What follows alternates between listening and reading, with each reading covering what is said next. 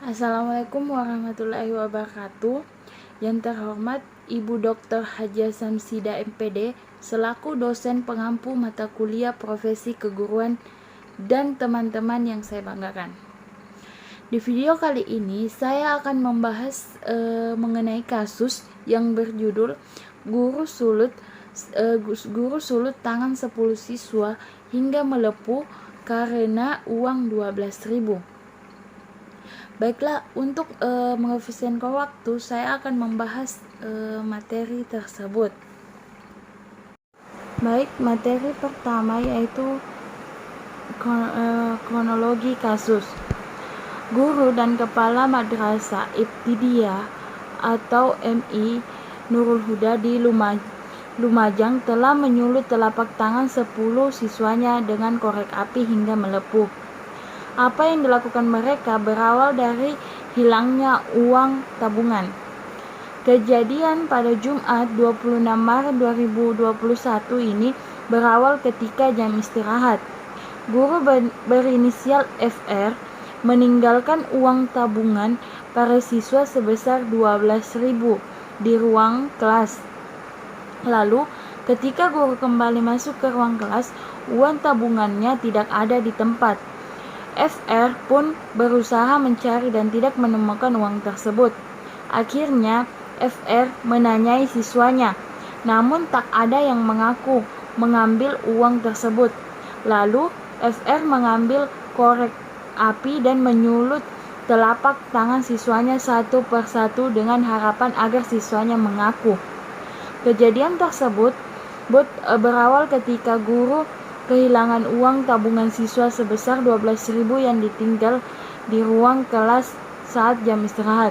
Ketika kembali, uang tersebut tidak ada dan menanyakan kepada para siswanya, namun juga tidak ada yang mengaku, ujar Kapolsek Gucialit Ibtu Joko Tri kepada detik.com Senin 5 April 2021. Setelah disulut api, para murid tetap tak ada yang mengaku hingga akhirnya guru tersebut melapor pada kepala sekolah berinisial SM.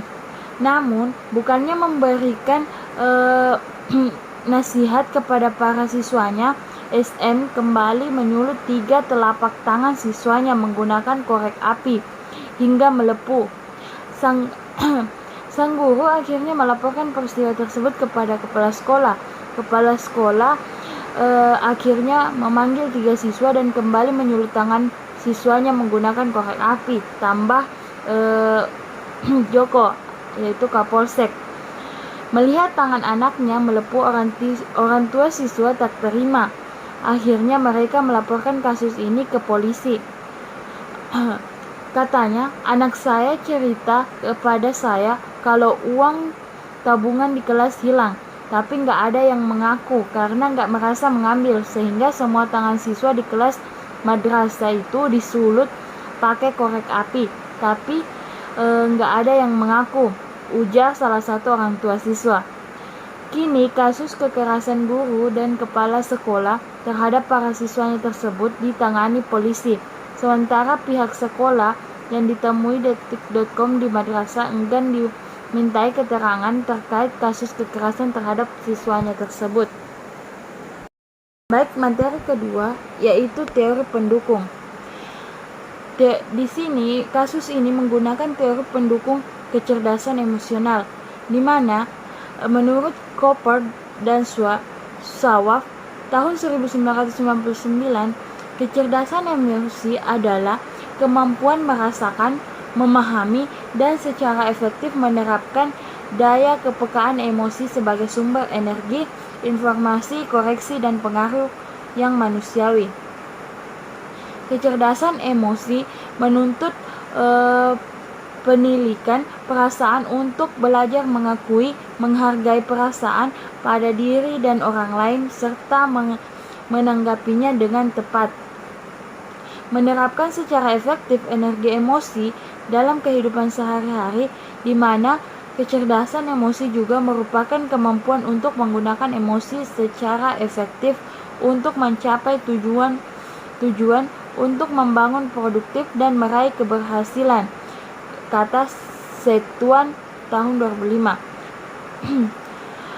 Goleman mendefinisikan bahwa kecerdasan emosi adalah suatu kemampuan seseorang yang di dalamnya terdiri dari berbagai kemampuan untuk dapat memotivasi diri sendiri, bertahan menghadapi frustasi, mengendalikan impulsif needs atau dorongan hati, tidak melebih-lebihkan kesenangan maupun kesusahan, mampu mengatur reactive needs, menjaga agar bebas stres, tidak melumpuhkan kemampuan berpikir dan kemampuan untuk berempati pada orang lain, serta adanya prinsip berusaha sambil berdoa. 5 dasar kemampuan dalam teori kecerdasan emosi menurut Daniel Goleman. Yang pertama, mengenali emosi diri sendiri. Yang kedua, mengelola emosi. Yang ketiga, memotivasi diri sendiri.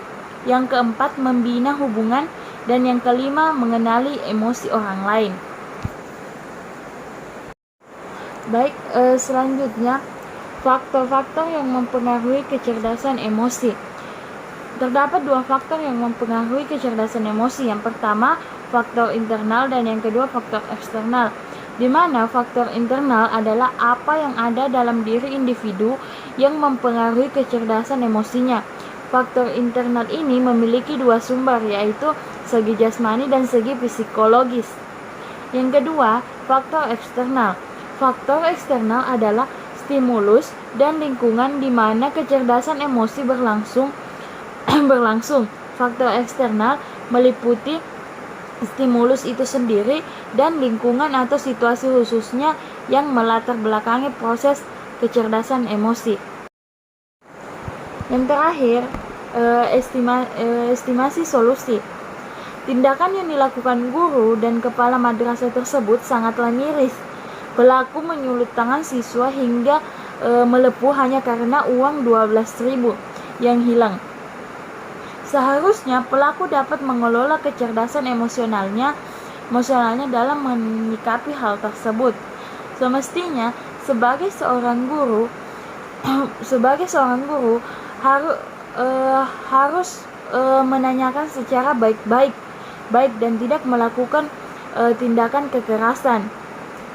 Dan sebagai kepala sekolah seharusnya dapat menjadi pimpinan yang bijaksana dan memberikan yang terbaik bagi masyarakat yang ada di lingkungan sekolah.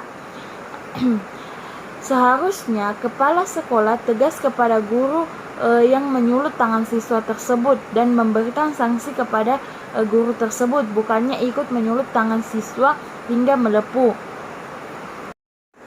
Baik, dari kasus tersebut saya dapat menyimpulkan bahwa kecerdasan emosional sangatlah penting agar siswa maupun guru mampu mengelola emosi dalam menyikapi masalah dan tidak melakukan kekerasan yang menyebabkan hal yang fatal. Dan peran guru maupun kepala sekolah di sekolah itu juga harus memberikan contoh yang baik dan menyikapi masalah secara baik-baik tanpa melakukan kekerasan. Baik, itulah tadi pemaparan mengenai kasus yang terjadi, yaitu guru menyulut tangan 10 siswanya hingga melepuh karena uang 12.000 rupiah. Jika ada kesalahan mohon dimaafkan. Wabillahi taufiq wal hidayah. Wassalamualaikum warahmatullahi wabarakatuh.